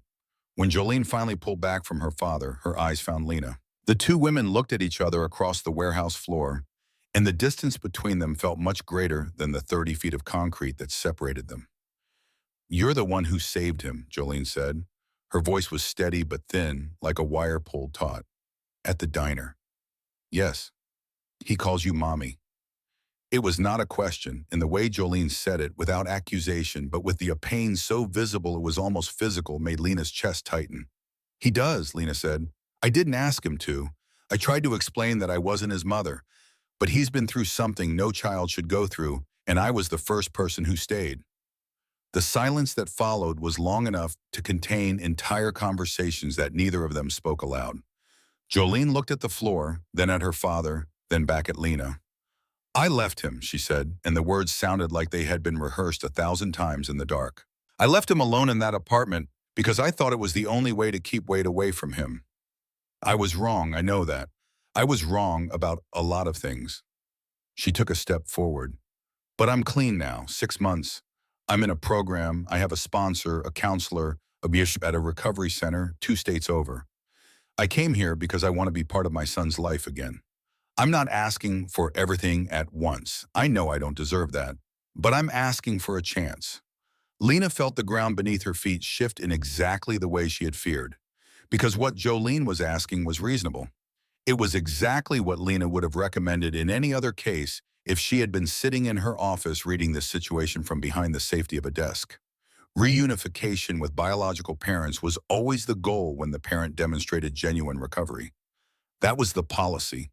That was the system. That was what Lena herself had fought for in dozens of cases where addicted parents clawed their way back from the edge and deserved the chance to try again. But this was not any other case. This was Colton. This was the boy who called her Mommy and held her hand while he slept and drew pictures of their family on scraps of paper that he kept under his pillow. This was the boy she had taken 4 bullets for the boy. She had filed emergency foster papers for the boy she had fought the system to protect. And now his biological mother was standing in front of her, asking for something that Lena's professional training said she should support, and her heart said would tear her apart. I want to talk to her alone, Lena said to Harlon. The big man looked between them, his daughter and the woman who had saved his grandson, and Lena saw the helplessness in his eyes, the recognition that this was a battle he could not fight for either of them. He nodded and withdrew, pulling the warehouse door shut behind him with a soft click. They stood in the kitchen, the steel table between them, like a negotiating table at a peace conference. Jolene's hands shook slightly as she wrapped them around the mug of coffee that Lena had poured for her, and Lena noticed the tremor with the clinical eye of someone who had spent 12 years assessing people in crisis. "You're angry at me, Jolene said. "I'm not angry at you. You have every right to be. What I feel doesn't matter right now. What matters is Colton and what happens to him next." Jolene flinched, and Lena realized that the professional steadiness in her own voice probably sounded like coldness to a woman who had come expecting warmth. She softened. "Jolene, I believe you. I believe you are clean, and I believe you want to be part of Colton's life. But you need to understand what that boy has been through. He watched me get shot. He was alone for 2 weeks in an empty apartment before that. He has nightmares every night. He calls me mommy because I'm the first person who didn't disappear. And if you walk in there and announce yourself as his mother, the confusion and the fear could set him back in ways that would take years to repair." Jolene's eyes filled with tears, but she did not look away. "Then what do I do?" Lena took a breath. This was the moment, the intersection of her professional knowledge and her personal pain, the place where what she knew was right and what she wanted were not the same thing, and she had to choose the first one anyway. "We do this the right way," Lena said. "Gradually, supervised visits, short meetings at first with me present. You don't introduce yourself as his mother. You're Jolene. You're someone who cares about him. We let him set the pace. If he warms up to you, we take the next step. If he pulls back, we give him space. No deadlines, no ultimatums. His emotional safety comes first." "And you," Jolene asked, "where do you fit in all this?" The question pierced something in Lena that she had been trying very hard to keep intact. She looked at the table, at the neat stacks of legal documents that represented her fight for Colton, at the coffee cup that she had been drinking from for days, at the small world she had built inside this warehouse that was about to be made larger and more complicated by the arrival of the one person who had more right to Colton than she did. "I fit wherever Colton needs me to fit," she said, and her voice was steady even though her hands beneath the table were shaking. "He doesn't have to choose between us. He's 8 years old. He needs to know that there are people who stay. Not one person. People. You and me and your father and every one of those men out there who have been watching over him. That's what we can give him. Not a perfect family, a real one." Jolene stared at her for a long time. Then she nodded, and the tears that had been building finally fell, and they sat across from each other at the steel table in the kitchen of a warehouse surrounded by Hell's Angels, 2 women who loved the same child, both broken in their own way, both trying to build something whole from the fragments. The first meeting happened 2 days later. Jolene sat on the old couch in the main room, her hands clasped in her lap, her posture rigid with the effort of containing everything she was feeling. Colton approached slowly, holding Lena's hand, his eyes wary and curious. "Colton, this is Jolene," Lena said, keeping her voice warm and easy. "She's a friend. She wanted to meet you." Colton looked at Jolene with the assessing gaze of a child who has learned that new people are not always safe. Jolene smiled at him, and her smile trembled at the edges, but held. "Hi, Colton. I heard you like building things." He considered this. "Moose and me built a tower. It was really tall." "That sounds amazing. Would you show me how—" The blocks came out, and they sat on the floor together, building a tower that grew slowly and crookedly toward the ceiling. Jolene's hands were careful and patient, and she followed Colton's lead without pushing, without reaching for him, without doing any of the things that her body so obviously wanted to do. Lena sat nearby watching, and the ache in her chest was joined by something else. Something that felt like the beginning of peace. It was not resolved. It would not be resolved for a long time. But it was a start.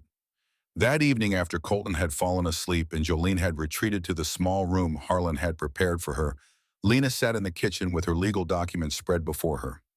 The court date was in 72 hours. Wade Prescott's lawyer would present his custody claim, and Lena needed to be ready. She organized her evidence into 3 folders. The first contained Briggs' testimony and the records of Wade's communications with the rival gang.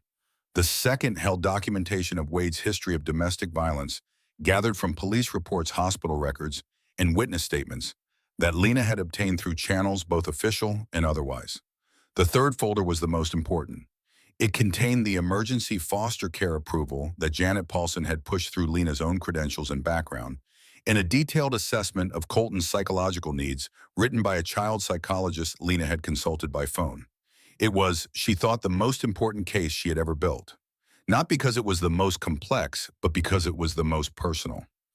Every page in those folders represented a piece of the life she was fighting to protect, a life that had become so tangled with her own that she could no longer tell where her duty ended and her love began. Outside the kitchen window, the night was dark and still. But somewhere in that darkness, Wade Prescott was preparing his own case. And somewhere beyond that, the machinery of the court system was grinding forward, indifferent to the human stories caught in its gears, ready to render a judgment that would determine whether Colton Decker spent his childhood in the arms of people who loved him or in the hands of a man who saw him as nothing more than a means of control. Lena closed the last folder and pressed her palms against the table. 72 hours, 3 days to finish building her wall of paper and testimony and truth. 3 days before the system she had served for 12 years would be turned against the boy she had taken 4 bullets to protect. She was ready. She had to be. Because this time the battlefield was not a diner or a warehouse. It was a courtroom. And in that room, the only weapons that mattered were the ones she had spent her entire career learning to wield. The morning of the 72nd hour began with rain. Not the gentle, indecisive rain that had been falling on the day of the shooting at Haggerty's Diner, but a hard, deliberate downpour that hammered the warehouse roof with the persistence of something trying to break through. Lena stood in the kitchen, her legal folders arranged on the steel table in the order she intended to present them, and she stared at the phone in her hand for a long time before she dialed the number. It was not Janet Paulson's number. It was not her supervisor's.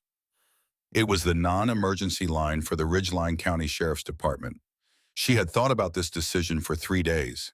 She had turned it over in her mind during the quiet hours when Colton was sleeping, and the warehouse was still examining it from every angle, the way she examined case files, looking for the weakness that would cause the whole structure to collapse. She had considered the risks, which were enormous, and the alternatives, which were worse. And she had arrived at a conclusion that she knew would change everything, not just for her and Colton, but for Harlon and every man who wore his colors. A deputy answered on the 4th ring. Ridgeline County Sheriff's Department. My name is Lena Whitfield. I'm a social worker with the Department of Child Services, badge number 7419. I need to report an active threat against a minor child and file a complaint regarding violations of a protective order by a man named Wade Prescott. She spoke for 12 minutes. She provided dates, times, locations, names.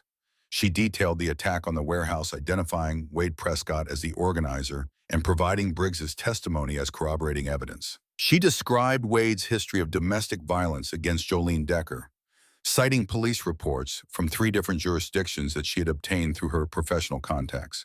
She explained that Colton Decker, the minor child in question, was currently in her legal foster care, and that Wade Prescott had made explicit threats to take the boy by force.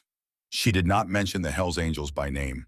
She described the location where she and Colton were staying as a secure facility provided by concerned community members. She identified the men protecting them as private citizens acting in defense of a woman and child under documented threat. Every word she spoke was technically true, and the spaces between the truths were filled with the kind of careful omissions that 12 years in a broken system had taught her to construct. When she finished, the deputy asked if she wanted officers dispatched to her location. Yes, she said, but I need you to understand the situation. The people at this location are not the threat. They are protecting us from the threat. Wade Prescott has a history of violence, a documented pattern of intimidation, and he has already attempted one-armed assault on this location. If he discovers that law enforcement is involved, he may escalate. I need officers positioned nearby, but not visible until I give the word. Ma'am, that's not standard procedure. Deputy, there is an 8-year-old boy in this building who has already survived one shooting. I am asking you to help me make sure he doesn't have to survive another. I will take full responsibility for the coordination, but I need your people in position before noon today." There was a pause. Then the deputy transferred her to a sergeant, and Lena explained everything again with the same precision, and 20 minutes later, she had a commitment. 3 patrol units would be positioned on the streets surrounding the warehouse by 11 o'clock. An additional unit would be stationed near the courthouse where the custody hearing was scheduled for 2 in the afternoon. If Wade Prescott made any move toward the warehouse or the courthouse, he would be intercepted. Lena hung up and sat in the silence of the kitchen, feeling the adrenaline drain from her body like water from a cracked vessel. What she had just done was unprecedented in her experience.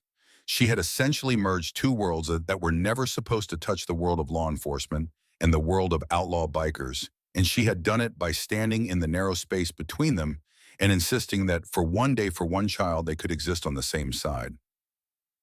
The kitchen door opened and Harlon stood into the frame. He filled it completely, his shoulders brushing both sides, his head nearly touching the lintel. He looked at her, and she could tell from his expression that he already knew. "Bite monitors all outgoing calls," he said. It was not an accusation. It was a statement of fact delivered in the tone of a man who has just watched someone rearrange the furniture of his reality. "I called the sheriff's department." "I know. I reported Wade Prescott. I provided evidence of his threats, his violence, and his connection to the attack on this warehouse. I did not identify your club. I described your men as community members providing protection for a woman and child under threat." Harlon crossed his arms. The leather of his vest creaked, and the patches on his chest caught the gray light from the kitchen window. "You invited cops to our front door. I invited the law to stand on your side. For the first time in your life, Harlon, the system is going to work for you instead of against you, but only if you let it. And if they come in here and start asking questions about things that don't have good answers, then I'll handle it. That's what I do. I navigate systems. I have been doing it for 12 years and I am very good at it. Your men can protect us from bullets. But Wade Prescott's real weapon isn't a gun. It's a lawyer and a custody petition, and the only way to beat that is with the same system he's trying to use." Harlon stared at her for a long time. His face was a landscape of competing emotions: suspicion and respect, fear and admiration. The instinct of a lifetime spent avoiding law enforcement, fighting against the growing recognition that this woman saw possibilities he had never considered. "You're asking me to trust a system that's never done anything but hunt us. I'm asking you to trust me." The words hung between them. Lena held his gaze without flinching, without softening, without any of the deference that his size and authority usually commanded. She met him as an equal, and she waited. Harlon uncrossed his arms. He ran a hand through his graying beard, and something in his posture shifted, not surrender, but acceptance, the recognition that the terrain of this battle had changed and that the woman standing in his kitchen understood it better than he did. "If this goes wrong," he said, "my men pay the price." "It won't go wrong." "How can you be sure, Ditambu?" "Because I have been preparing for this my entire career. Every case I've built, every system I've learned to navigate, every fight I've fought with judges and bureaucrats and agencies that would rather process children than protect them. It all led here, to this moment, to this boy." Harlon looked at her, and what he saw was not the wounded woman he had carried out of a diner. It was not the frightened social worker who had woken up surrounded by bikers. It was someone else entirely. A woman who had taken the tools of a broken system and forged them into something that could cut. "All right," he said, "we do it your way." He turned to leave, then stopped. "But my men stay armed until Wade is in handcuffs. That's not negotiable. I wouldn't ask you to do anything else." The first sign that Wade Prescott was not going to wait for the courtroom came at 11:17 in the morning. Bite was the one who spotted it. His monitoring screens showed movement on the access roads to the east and south of the warehouse, vehicles that were not police and not civilian, moving in patterns that suggested coordination rather than coincidence. He counted them, quickly relaying the information to Harlon with the clipped efficiency that crisis demanded. At least 30, coming from 2 directions. Heavy vehicles in the mix, not just bikes. Harlon's face went hard. He had been preparing for this possibility since Lena made her call, and his men were already in position, the defensive arrangements they had practiced Since the first attack, now reinforced with the desperate focus of people who understood that this time the enemy was bringing everything. "They're early," Harlan said, and there was something in his voice that went beyond tactical concern. "Wade knows about the hearing. He's coming before the courts can act." Lena felt the floor tilt beneath her. She had calculated the timing. The sheriff's units were in position. The hearing was in less than 3 hours. She had built her strategy on the assumption that Wade would choose the legal path because it was the smarter play, the move that would give him what he wanted without the risk of another armed confrontation. She had underestimated him. She had assumed he was rational, and she had forgotten the fundamental truth that she knew from 12 years of working with domestic abusers. They did not want custody. They did not want their children. They wanted control, and when control was threatened, they stopped being rational and became something much more dangerous. "Lena!" Harlan's hand closed around her arm, firm but not rough. "Take Colton and Jolene to the safe room. Now. I need to call the sheriff. They need to move in." "Do it from the safe room." "Harlan, please." The word came out like something he was not accustomed to saying, forced through a lifetime of giving orders rather than making requests. "Whatever happens out here, I need to know you're safe, all three of you." She looked at his face and saw the fear he was trying to hide. Not fear of Wade Prescott, or his men, or the violence that was approaching like a storm front. Fear of losing them. Fear of watching the family he had only just begun to reassemble be torn apart again. "I'll go," she said, "but I'm calling the sheriff first." She made the call in 45 seconds. She gave the coordinates, she described the approaching threat. She identified Wade Prescott by name, and she told the dispatcher that an armed assault on a location containing a minor child was imminent. Then she hung up and ran. Jolene was already in the hallway, her face white, but her jaw set with the same determination that Lena had seen in Harlan.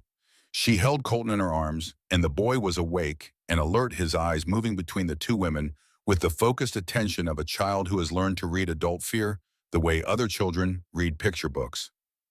"This way," Lena said, leading them toward the reinforced room at the end of the corridor. The safe room was small, concrete-walled, with a steel door that locked from the inside. Donna had stocked it with water blankets, a first aid kit, and a battery-powered radio tuned to the frequency that Harlan's men used. Lena pulled the door shut behind them and turned the lock, and the sound of the bolt sliding home was simultaneously the most reassuring and the most terrible sound she had ever heard. The first explosion came 30 seconds later. The building shook. Dust sifted from the ceiling. Colton pressed himself against Lena's chest, and she could feel his heart beating against her ribs, rapid and terrified, but still beating, still alive. Jolene crouched beside them, one hand on Colton's back, her eyes fixed on the ceiling as if she could see through it to the chaos above. Through the radio, they heard everything. Harlan's voice commanding and constant, directing his men with the steady authority of someone who had been forged in combat and refined by decades of leading men through darkness. The staccato crack of gunfire. Shouts, the crash of barriers being breached, and beneath it all, the roar of engines, close and relentless. "Mommy," Colton whispered. "I'm here, sweetheart. Is Harlan going to be okay?" Lena looked at Jolene and their eyes met over Colton's head. In that look was everything they could not say to the boy. The uncertainty, the fear, the shared understanding that the man above them was fighting not for territory or reputation, but for the three people in this room, and that the cost of that fight might be more than any of them could bear. "Harlan is very strong," Lena said, "and he has his brothers with him." The radio crackled with Dawson's voice. "They're inside the east wing, at least 15 through the breach." Then Harlan, calm as stone, "Funnel them through the corridor. Moose, hold the stairwell. Nobody gets below ground level." More gunfire. Closer now. Then a sound that was different from the rest, a single voice cutting through the mechanical noise of combat with the raw, unfiltered rage of a man who had stopped thinking and started hunting. "Where's my son?" Wade Prescott's voice echoed through the building, distorted by the radio, but unmistakable in its fury. "Bring me my son." Jolene's hand tightened on Colton's back. Her face had gone gray, and Lena could see the tremor running through her body, the physical memory of years spent in the proximity of that voice and the violence it carried. "He can't get in here," Lena said firmly. "The door is reinforced. Harlan's men are between us and him, and the police are on their way." You don't know him, Jolene whispered. You don't know what he's capable of. I know exactly what he's capable of. I've read his file, I've seen the hospital records and the police reports and the photographs of what he did to you. And I have spent the last 3 days making sure that every piece of that evidence is in the hands of people who can stop him. He is not getting this boy. Not today, not ever. The conviction in her own voice surprised her. It came from a place deeper than professional confidence, deeper than the careful architecture of legal strategy. It came from the same place that had propelled her across Haggerty's diner, the same instinct that had turned her back to a gunman and wrapped her arms around a child she did not know. It was the voice of a woman who had found the thing she was willing to die for and had decided with absolute clarity to live for it instead. The radio went silent for a moment that stretched like a held breath, then a sound that Lena would remember for the rest of her life. Colton moved. He was out of her arms before she could react, his small body slipping through the narrow space between her and Jolene, with the desperate quickness of a frightened animal. He grabbed the door handle and pulled. Colton, no! But the lock was not complicated, and his fingers were fast, and the door swung open before either woman could reach him. He was through it and running down the corridor, his bare feet slapping against the concrete, his voice high and breaking as he screamed, "Daddy! Daddy! Stop! Don't hurt them!" He was not calling for Wade. He was calling for Harlon, the man he had come to know as his protector, the man whose lap he sat in while they built block towers, the man whose deep voice said goodnight to him every evening with a tenderness that belied everything the world saw when it looked at him. Lena was on her feet and running before the echo of his voice had faded. Jolene was right behind her, and they took the corridor at a sprint, following the sound of Colton's cries through the smoke and dust that had drifted down from the floors above. They found him in the main room. The space was unrecognizable. Overturned furniture, shattered glass bullet holes stitched across the brick walls in ragged lines. Smoke hung in layers, and the acrid smell of gunpowder burned Lena's throat. Through the haze, she could see figures moving, some of Harlan's men, some of Wade's, locked in the close-quarters chaos of people fighting in a space too small for the violence it contained. And in the center of it all, 3 figures. Harlon stood with his back to the far wall, blood running from a cut above his eye, his massive frame hunched with exhaustion, but still upright, still solid, still placing himself between danger and everything he loved. Across from him, Wade Prescott had emerged from the smoke, flanked by 2 men with weapons drawn. Wade was smaller than Lena had imagined, lean and coiled, with a face that might have been handsome once before rage carved permanent channels into it, before rage had carved permanent channels into its features. Between them, running toward Harlon with his arms outstretched, was Colton. "There's my boy," Wade said, and the smile on his face was the worst thing Lena had ever seen, because it contained no love at all. It was the smile of a man reclaiming property. "Come here, son." Colton did not even look at Wade. He ran straight to Harlon, wrapping his arms around the big man's waist, burying his face in the leather vest that smelled like motor oil and coffee, and the particular scent that Colton had come to associate with safety. Jolene broke past Lena and threw herself forward. She did not think. She did not calculate. She simply moved, placing her thin body between Wade's raised weapon and her son, with the same instinct that had driven Lena across a diner floor 13 days ago. The symmetry of it was almost poetic. 2 women in 2 different moments choosing the same thing. Choosing the child. "Move, Jolene." Wade's voice was flat and dead. "This doesn't concern you anymore." "Everything about him concerns me. He's my son. He's my son too, and I've got the papers to prove it." "Your papers mean nothing." Lena stepped into the open, her voice cutting through the smoke, with an authority that made several men turn their heads. She walked forward, her hands at her sides, her back straight, moving toward the most dangerous man in the room, with the deliberate calm of someone who has decided that fear is no longer relevant. "I've submitted your entire history to the court. Domestic violence, criminal conspiracy, armed assault. By 2 o'clock this afternoon, your visitation rights will be terminated, and you will be facing charges in 3 jurisdictions. The sheriff's department is less than 4 minutes away. Whatever you think you are going to accomplish here, the only thing you're actually doing is adding to the list of reasons you will never see this boy again." Wade stared at her. His gun was still raised and his finger was on the trigger, and the space between them was small enough that he could not miss. But Lena did not flinch. She held his gaze the way she had held the gazes of every angry, dangerous, desperate person she had faced in 12 years of walking into homes where violence lived. She held it with the steady, unflinching certainty of a woman who knew that the most powerful weapon in this room was not made of metal. "You're bluffing," Wade said. "I never bluff. I build cases, and I'm very good at it." Something shifted in Wade's expression, a flicker of doubt quickly smothered by rage. He swung the gun toward Lena, and in that same instant, Harlon moved. The big man lunged forward, pulling Colton and Jolene behind his body, placing himself between the gun and his family with the same devastating simplicity that Lena had shown at the diner. Wade fired. The sound was enormous in the enclosed space, a thunderclap that seemed to compress the air itself. Harlon took the bullet in the chest. The impact knocked him backward. He staggered, his massive frame suddenly uncertain, his hands reaching for something to hold onto and finding nothing. His knees buckled, and he went down hard, the concrete floor receiving him with a finality that sent a shock through every person in the room. For one suspended moment, the fighting stopped. Every man on both sides froze, held in place by the sight of the mountain falling.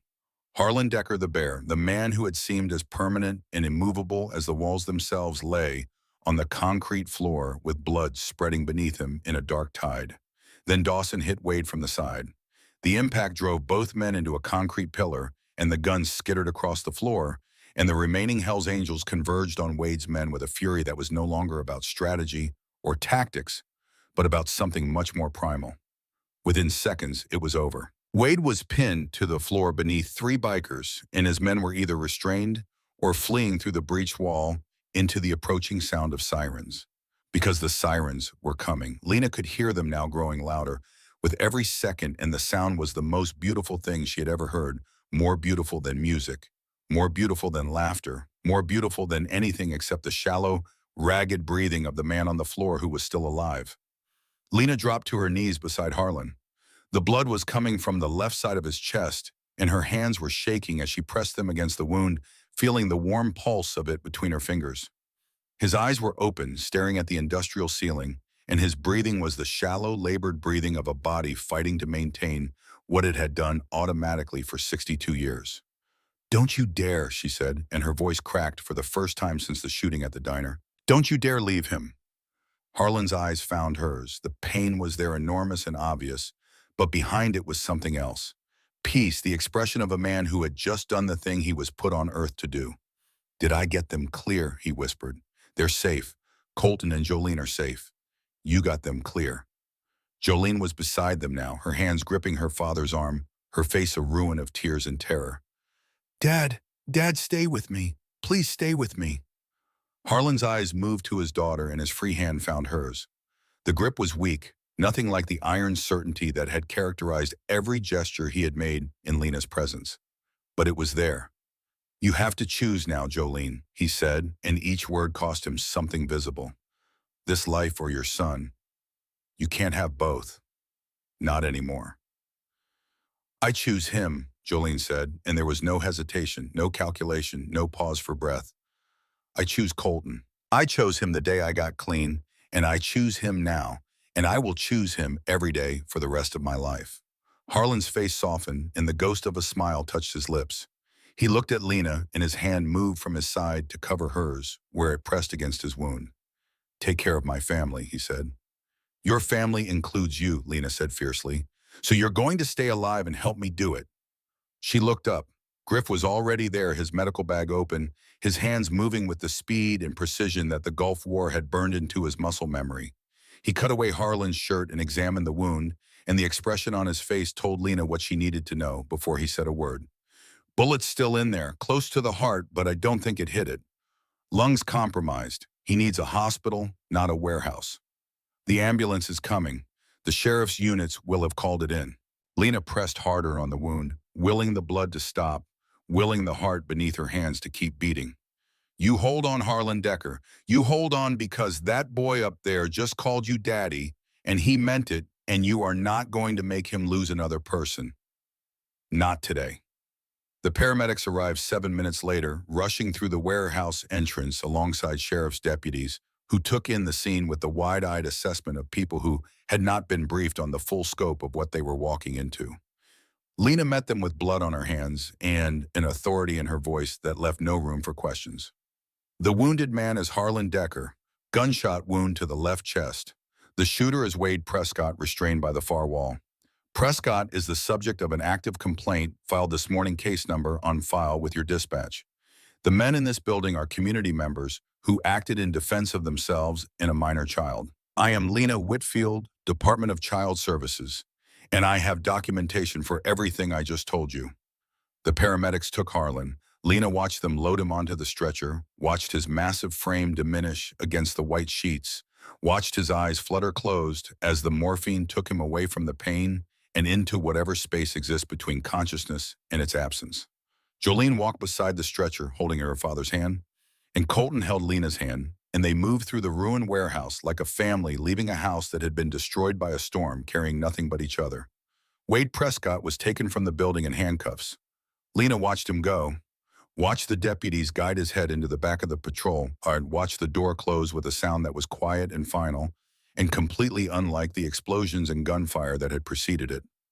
He did not look at her. He did not look at anyone. He stared straight ahead with the blank, deflated expression of a man who has just discovered that the world is not organized for his convenience. At the hospital, the doctors worked for 4 hours. Lena sat in the waiting room with Colton in her lap and Jolene beside her and 20 Hells Angels filling every available chair and a significant portion of the floor. They did not speak much. They did not need to. Their presence was itself a language, a statement of loyalty and solidarity that needed no translation. When the surgeon emerged, her scrubs marked with the evidence of her work, her face carried the particular expression of a medical professional delivering news that was better than expected, but still serious. The bullet missed his heart by less than an inch. It nicked the pericardium but didn't penetrate. We've removed it and repaired the damage. He's stable, but the next 24 hours are critical. Lena closed her eyes. The relief that washed through her was so intense it was almost painful, like blood returning to a limb that has been numb. They let her see him the next morning. He lay in the hospital bed looking smaller than she had ever seen him, which was still considerably larger than most people. Tubes and wires connected him to machines that beeped and hummed with the quiet diligence of technology doing its job. His face was pale, his beard unkempt, and his eyes, when they opened, were clouded with medication, but unmistakably his. "You're still here," he said. "Where else would I be?" She sat beside his bed and took his hand.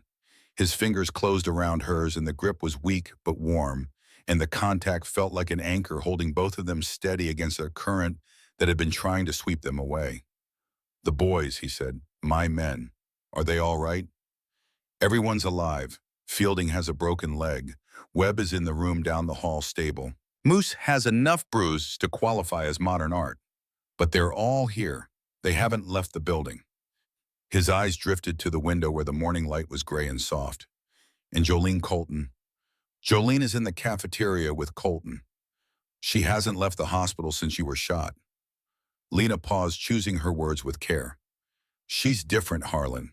She's not the girl you lost.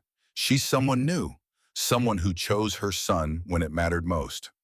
Tears appeared in Harlon's eyes, and he did not try to hide them. This man who had built a reputation on strength and silence and the careful suppression of everything soft let the tears fall without apology, and Lena watched them trace the deep lines of his face and disappear into his beard. "I thought I'd lost her forever," he whispered. "When she chose the drugs over everything, over Colton, over me, it broke something inside that I didn't think could be fixed. Sometimes we have to break completely before we can be rebuilt. Like you." Lena's breath caught. She looked at their joined hands at the IV line at the machines measuring the distance between life and its absence. "My brother died because I couldn't save him," she said. "And I spent 12 years trying to save everyone else to make up for it. But you can't save everyone. You can only be there. You can only hold space for people while they find their way back." She squeezed his hand. "You did that for me when I woke up in your warehouse. You held space. And now your daughter is finding her way back. And you—" His eyes found hers with an intensity that the medication could not diminish. "What did you find?" "A family," she said simply. "The most unlikely, most stubborn, most terrifying family I could have imagined. And I wouldn't trade it for anything." His thumb moved across her palm, a small gesture that contain more tenderness than most people express in a lifetime of grand declarations. You showed me there's another way, he said. All my life, I solved problems with force. With my fists, my men, my reputation. You walked into a room full of outlaws and changed everything with a phone call and 3 file folders. And 4 bullet scars. A sound escaped him that might have been a laugh if his body had been in any condition to produce one. Yeah, he said, in those. They sat together in the quiet hospital room while the machines beeped and the morning light strengthened, and somewhere down the hall, Colton ate scrambled eggs in the cafeteria with his mother, his real mother, who was learning to be present in his life one small moment at a time. The custody hearing took place 4 days later in a small courtroom in Ridgeline that smelled like old wood and carpet cleaner. Lena wore a dark blue suit that she had borrowed from Janet Paulson, and she carried 3 folders that contained the most carefully constructed legal argument of her career. Wade Prescott's lawyer, a man named Sheridan from Portland, presented his case first. He spoke about parental rights and biological connection and the importance of maintaining the father-child bond. He referenced the custody petition and the visitation order and the legal framework that supported his client's claim. Then it was Lena's turn. She did not raise her voice. She did not make dramatic gestures. She simply opened her folders and laid out the evidence with the methodical precision of a woman who had spent 12 years learning to speak the language of courts and judges and systems. She presented the police reports documenting Wade's violence against Jolene. She presented hospital records showing injuries consistent with long-term domestic abuse. She presented Briggs' testimony connecting Wade to organized criminal activity. She presented the records of the armed assaults on the warehouse, including ballistics evidence linking Wade's weapons to both attacks. And she presented her own credentials, her background, her professional assessment of Colton's needs, and the emergency foster care order that had been legally in effect for over a week. The judge listened to everything. He asked questions, he examined documents, and at the end of the hearing, he ruled. Wade Prescott's visitation rights were terminated immediately and permanently. A restraining order was issued prohibiting him from approaching Colton, Jolene, or Lena within 1,000 feet. His pending custody petition was denied with prejudice, and Lena Whitfield was confirmed as Colton Decker's legal foster parent with a structured visitation plan allowing Jolene supervised contact as she continued her recovery. Lena walked out of the courtroom into the afternoon sun, and the first thing she saw was a line of motorcycles parked along the curb. 20 Hells Angels stood beside their bikes, their leather vests and patches visible from a block away, their arms crossed and their faces wearing expressions that ranged from stoic to openly emotional. When they saw her emerge from the courthouse steps, they did not cheer. They did not shout. One by one they nodded, and in that simple gesture, a row of weathered men acknowledging a woman who had won a battle with paper instead of bullets, Lena felt the full weight of what had been accomplished. Harlon was not among them. He was still in the hospital, watching the proceedings through a video call that Bite had set up on a laptop propped against a pillow. But when Lena checked her phone, there was a text message from his number. Told you, bravest woman I ever met. The weeks that followed were a study in transformation. Not the sudden dramatic transformation of stories, but the slow, uneven, sometimes frustrating kind that happens in real life where progress comes in inches and setbacks come without warning.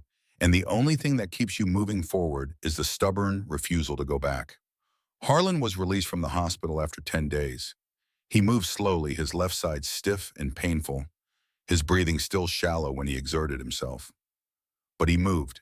He returned to the warehouse which his men had been repairing with the same determination they had once applied to defending it, and he stood in the main room looking at the patched walls and the new windows and the fresh concrete that covered the places where blood had stained the floor. Doesn't look the same, he said. It's not supposed to, Lena replied. That's the point. The Hells Angels began their transition with the awkwardness of men learning a new language. Harlon organized the first community event 3 weeks after his release, a food drive that partnered with the local food bank to distribute supplies to families in need throughout Ridgeline. His men showed up in their leather vests and heavy boots, and the food bank volunteers eyed them with the wariness of people who had spent their lives on the other side of a very thick line. But the bikers worked. They loaded bodies and drove deliveries and carried groceries into the homes of elderly residents who could not carry them themselves. And by the end of the day, the wariness had begun to soften. More events followed. A toy drive for the children's shelter, a fundraiser for medical bills at the community hospital. A crew of bikers spending a Saturday repairing the roof of the local church, their tattooed arms wielding hammers and roofing nails, while the pastor stood below, shaking his head in amiable disbelief. "Never thought I'd see the day," he said to Lena, who had become the unofficial coordinator of the club's charitable efforts. "Neither did they," she said, "but sometimes people just need permission to be who they really are." The local pastor arrived one afternoon carrying boxes of donated clothes. "The congregation sent these," he announced, "and they want to know if your men could help build shelves for the community pantry next weekend." "Count us in," Harlon said without hesitation. "We'll bring our tools and every man who can swing a hammer." Jolene found her path. She could not yet be the mother that Colton needed her to be, and she had the courage and the honesty to admit it. Instead, she channeled her energy into the recovery community, volunteering at a treatment center in the next town, sharing her story with people who were standing at the same crossroads she had faced. She visited Colton twice a week, and their relationship grew slowly like a plant finding its way toward light. She did not call herself his mother. She called herself Jolene. And Colton, with the adaptability of children who have been loved well enough to feel safe, began to reach for her hand. Sometimes began to ask her questions, began to include her in the drawings he made of his family. The drawings grew more elaborate as the weeks passed. Stick figures with leather vests, a large figure with a beard labeled Harlon, a tall figure labeled Moose, and always at the center, two figures holding hands, one labeled Mommy, one labeled Me. Lena found her apartment 3 months after the shooting, a small place on Elm Street with 2 bedrooms and a kitchen window that looked out onto a quiet street lined with maple trees. She painted Colton's room blue because he asked for blue, and she hung his drawings on the refrigerator with magnets shaped like motorcycles that Moose had given him as a housewarming gift. The evening they moved in, Colton stood in the middle of his new room and turned in a slow circle, taking in the blue walls and the bed, with the checkered quilt and the shelf that Harlan had built for him, working carefully with one arm while his chest healed. "This is mine," he asked. "This is yours. And you'll be right there." He pointed toward the door, meaning her room, meaning the proximity that was the only thing that kept his nightmares manageable. "Right there." He sat on the bed and bounced twice, testing it. Then he looked up at her with an expression that was older than his 8 years, an expression that contained the memory of an empty apartment and a missing mother and the sound of gunfire and the feeling of being held by someone who chose to stay. "I love you, Mommy." "I love you too, sweetheart. More than you know." She tucked him in that night and sat beside his bed until his breathing deepened into sleep. Then she walked to the living room window and looked out at the street. Harlan was there. He stood beside his motorcycle on the opposite sidewalk, his massive silhouette outlined against the glow of the streetlight. He had been there every night since they moved in, a silent guardian, keeping watch from a distance that was close enough to protect and far enough to give them space. His leather vest was zipped against the evening chill, and the patches on his chest caught the light when he shifted his weight. Colton had noticed him earlier during dinner and had waved from the kitchen window with the enthusiastic energy of a boy who has not yet learned that some relationships are complicated. Harlan had waved back, and the sternness that was his default expression had dissolved into something warm and unguarded, a smile that reached his eyes and softened every hard line on his face. Now Lena raised her hand and Harlan raised his. They stood like that for a moment, separated by a street and connected by everything that had happened on the other side of it. The diner, the bullets, the warehouse, the bikers who became brothers, the daughter who came home, the boy who found a mother in the last place anyone would have looked. Lena let her hand fall. She looked at the apartment around her. The walls that held Colton's drawings and photographs of birthday celebrations and candid moments captured by men who looked like they should be on wanted posters, but who had learned slowly and imperfectly to build instead of break. A framed photograph on the bookshelf showed Colton sitting on Harlan's motorcycle, both of them grinning at the camera, and beside it was a smaller frame holding a picture that Jolene had given her. A picture of a 12-year-old girl in a softball uniform holding a trophy, smiling with the confidence of a child who still believed the world would be kind. Lena touched the frame with her fingertips. Then she turned off the living room light and walked to her bedroom, pausing at Colton's door to listen to his breathing. Steady, deep, peaceful. The breathing of a child who is not afraid. She was not the woman she had been 3 months ago. She was not the careful professional who kept the world at a measured distance, who filed cases and followed protocols and went home to an empty apartment where the silence was a reminder of all the people she could not save. She was something else now. Something that had been forged in a diner's checkered floor and tempered in a warehouse full of outlaws and finished in a courtroom where 3 folders full of paper had accomplished what guns and violence could not. She was a mother. She was part of a family that no one would have predicted, and no one could have designed a family built not on blood, but on the simple, radical act of choosing to stay, of choosing to show up, of choosing to hold on when every sensible instinct said to let go. Outside, the street was quiet. The maple trees stood dark against the sky, and across the road, Harlon kept his watch, a man who had spent his life being feared, learning one night at a time what it meant to be loved. He would stand there until the lights went out and the house was still, and the only sounds were the rustle of leaves and the distant hum of a town settling into sleep. Then he would ride home slowly through streets that were beginning to feel like they belonged to him in a way they never had before. Not because he owned them, but because he had helped to build something good in them, something worth protecting, something that proved against all evidence and expectation that it is never too late to become the person you were supposed to be.